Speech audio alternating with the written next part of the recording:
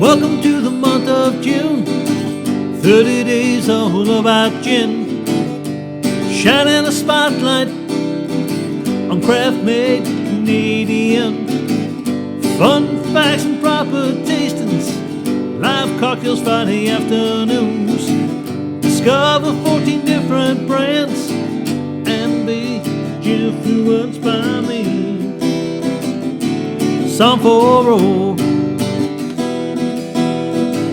That's right, I'm a song for all. Well, hello everyone, and welcome to the third day of June, my 30-day salute to gin during the month of June. So now yesterday, the second day of June, I talked about and showcased two of the four, let's call them traditional gin styles that are out there. I talked about London Dry and Plymouth.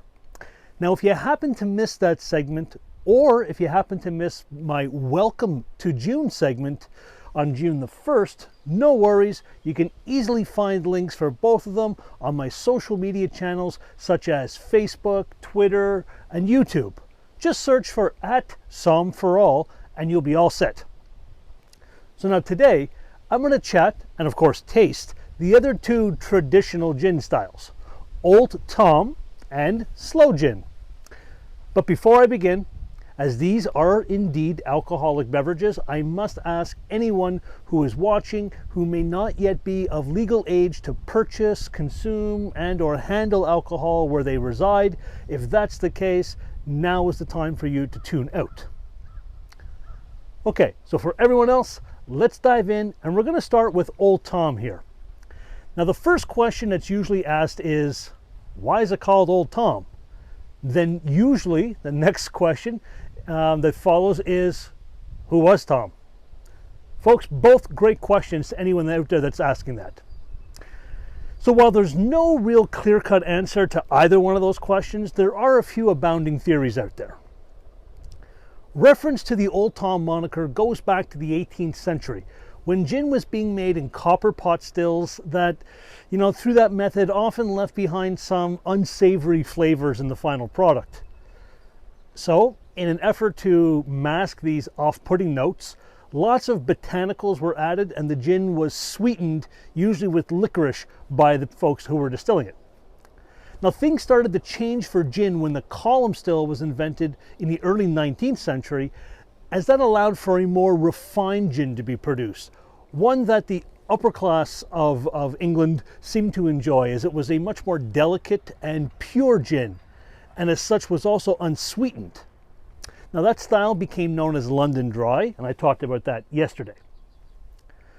Now, for the working class mass population and subsequently lower class folks of London, the sweeter gin was what they had come to know, was what they enjoyed, and quite honestly was what they could afford. Okay, so now back to the name, right? One story says that an old tom cat, an actual cat, fell into a vat of sweetened gin, and as such, the gin became known as Old Tom. All right. There's another story out there that says the name is attributed to a former distillery worker, gin distillery worker, who eventually became a gin palace owner, right? Saloon, gin palace. His name was Tom Chamberlain, and Mr. Chamberlain is thought to perhaps be one of the first distillers to add sweetness to that rough copper still produced gins. Okay, but there's not really a big trail there for that. Another plausible story, one that I like the best of the three to be honest, and perhaps more likely, in my opinion, revolves around some creative ways that bars were trying to skirt the heavy taxation that the British government had imposed on gin in the 18th century. People that were hoping to get a little gin would scour the streets of London, throughout England, but predominantly London, in search of a doorway that had this wooden plank above it with beside it with a black cat display on it. And that drawing, that display, was that of an old tomcat, right? Old male cat.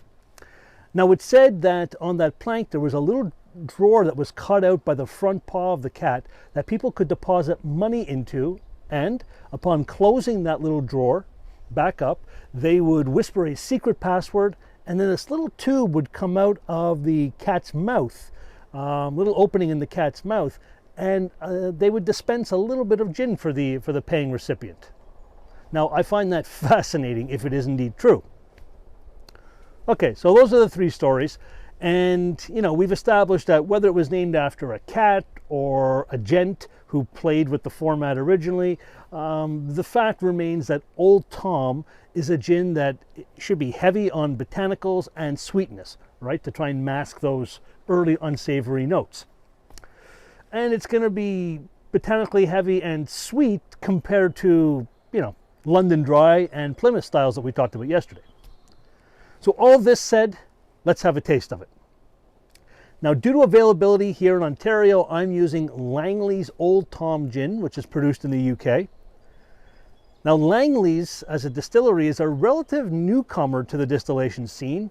They started back in 2011, but the folks behind Langley's are big believers in tradition and in history, and as such, the recipe for their Old Tom Gin, this one right here, dates back all the way to 1891. So, let's have a go, shall we? On the nose, 1, 2, 3. We get our nose acclimatized to what we're about to smell. Big sniff, and for me, I'm getting anise and baking spice to pop right out. You know, the baking spice, it reminds me of nutmeg. Then I'm getting some sweet pine resin, followed by citrus notes like lemon, tangerine, and clementine. Some floral notes in there as well, along with some coriander, some green grass, and some savory herbs. You know, it's got an intriguing nose, I must say. Okay, go in for a taste, and we're going to swish it around, get all of our 5 flavor receptors firing.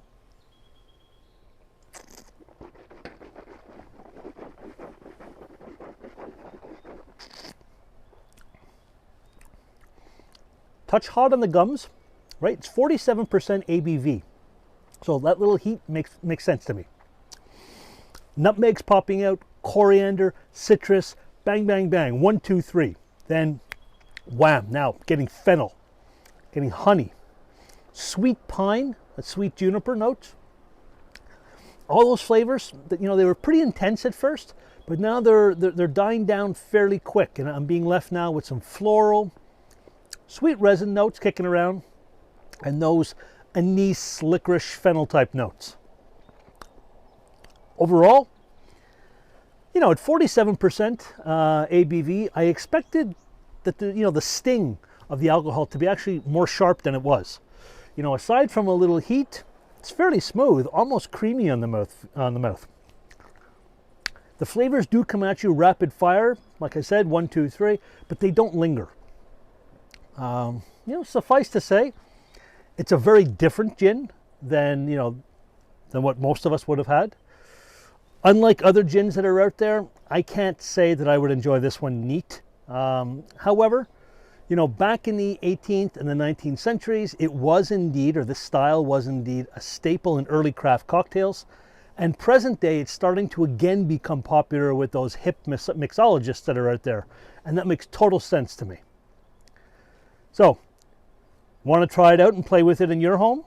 Well, if you live in Ontario, you can find this at the LCBO, stock number 15111, and $34.95 for a 750 milliliter bottle. You know, a fairly good price point that makes playing home bartender not too hurtful on the wallet. All right, so that's Old Tom. Now, on to the 4th style of gin, sloe gin. Now, I know for many of you out there, because I've talked to a lot of you, this was likely your first introduction to, and I'm going to use the bunny quotes here, gin. Likely back maybe in your high school days or your early college days. Oh, you rebels, you. Now, I also know that for some of you, this may have turned you off gin forever due to some, let's call them bad experiences with it. With this in mind, let me help you better understand what sloe gin is and why any of those, let's say, unfortunate experiences should not keep you from diving into the realm of gin. So folks, first off, sloe gin, it's actually a liqueur. And despite technically and legally being able to be called gin, it's really not gin. it's a gin-based liqueur. The details on that get dry and boring, but that's the reality.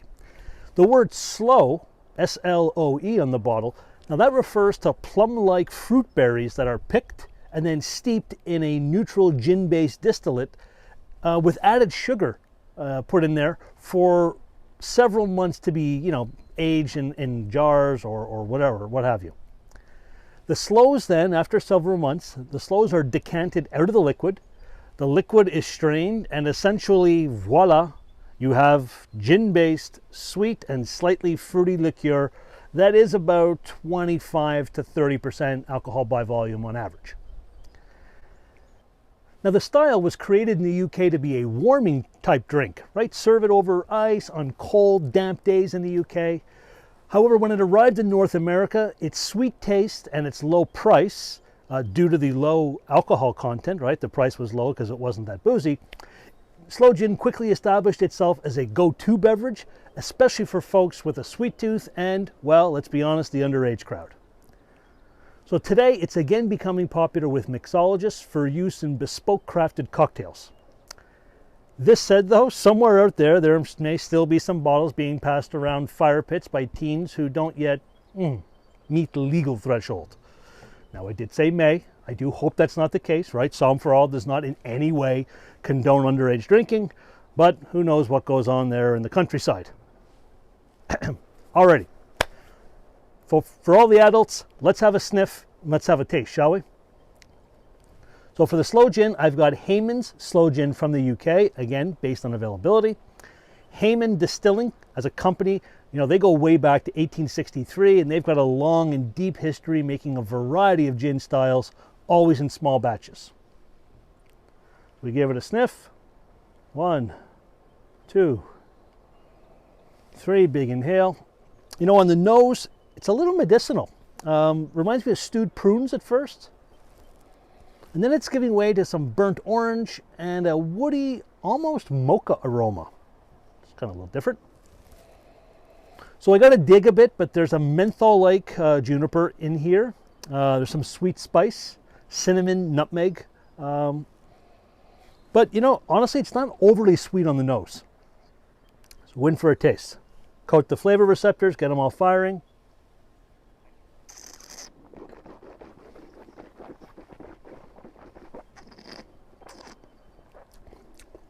Okay, so right away there's some weight on the tongue.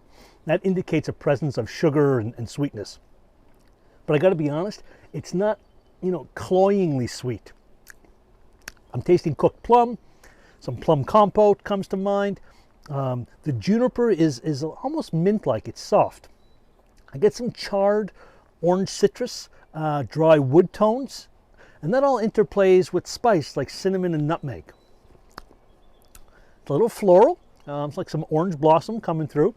And that kind of pulls it all together. Despite the sugar, there's almost a little bit of a bitter medicinal note right at the back as well. Overall, it's interesting for sure. But it's no doubt a liqueur, right? Not a gin. This over a bit of ice on a cold, damp evening after a dinner, that makes tons of sense to me. Grabbing the bottle, swigging it straight from a flask or from the bottle itself, not my cup of tea, or, in this case, not my cup of gin. Now, craft cocktails would be perfect for it, especially ones where it's not the star up front and where it's going to be used as more of an adjunct rather than that number one player.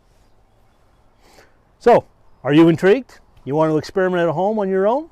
Well, if you're in Ontario, you can find it at the LCBO. Stock number 302679, a reasonable $32.70 for a 700 milliliter bottle. Not a terrible price, especially for the wannabe mixologist. So folks, there you go. 2 more styles of traditional gin. And now, after yesterday and today, you now know what the words London Dry, Plymouth, Old Tom, and Sloe mean on gin bottles. Tomorrow, the 4th day of June, I'll be posting a pre-recorded video where I'll be making cocktails based on each of the 4 styles of gin that I just talked about over the last 2 days. And starting on Monday, the 7th day of June, will be the kickoff to my all-Canadian lineup, where I will be proudly and excitedly showcasing 14 made-in-Canada craft gins.